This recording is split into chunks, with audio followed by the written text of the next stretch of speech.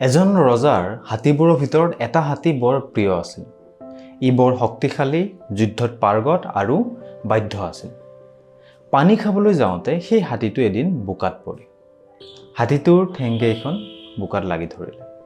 হাতীটোৱে বহু চেষ্টা কৰিলে, কিন্তু বোকাৰ পৰা বাহিৰ ওলাবলৈ সমৰ্থ নহ'ল। অৱশেষত সি চেষ্টা কৰা বাদ দিলে। এই খবৰটো ৰজাৰ ওচৰ পালেগৈ। ৰজা, ৰজাৰ সৈন্য আৰু আনসকলে বহু চেষ্টা কৰিলে হাতীটোক বোকাৰ পৰা বাহিৰ কৰিবলৈ, কিন্তু একো কৰিব নোৱাৰিলে। সেই সময়ত বুদ্ধ সেইফালেৰে পাৰ হৈ গৈ আছিল। ৰজা তেওঁৰ ওচৰলৈ গ'ল আৰু তেওঁক এটা উপায় দিবৰ বাবে অনুৰোধ জনালে। বুদ্ধ আহিল আৰু হাতীটোক চালে।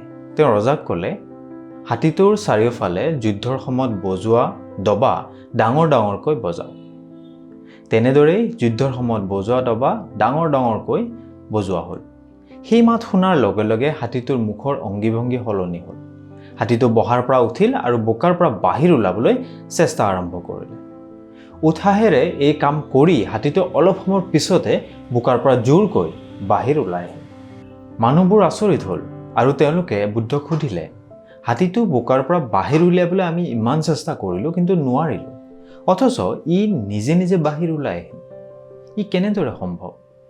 বুদ্ধই ক'লে, হাতীটো শক্তিশালী আৰু তাৰ শাৰীৰিক শক্তি ঠিকে আছিল। আমি মাত্ৰ বোকাৰ পৰা বাহিৰ ওলাবলৈ তাক মটিভেট কৰাৰ বা অনুপ্ৰেৰণা যোগোৱাৰ প্ৰয়োজন আছিল।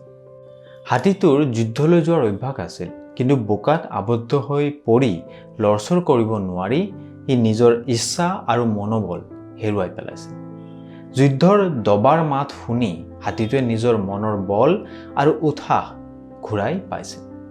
আমাৰ জীৱনতো আমি কেতিয়াবা সকলো উৎসাহ হেৰুৱাই পেলাওঁ আৰু আগবাঢ়িব নোৱাৰিম যেন লাগে। আমি হতাশ হৈ পৰোঁ আৰু সকলো শেষ হৈ যোৱা যেন অনুভৱ কৰোঁ। কিন্তু সেইবাবে হতাশাক আপোনাৰ নিজকে হেঁচা মাৰি ধৰিবলৈ নিদিব আৰু পজিটিভ এটিটিউডক কেতিয়াও বাদ দি নিদিব। এই পজিটিভ এটিটিউডে আপোনাক বেয়া সময় অতিক্ৰম কৰিবলৈ আৰু তাক সলাবলৈ সহায় কৰিব।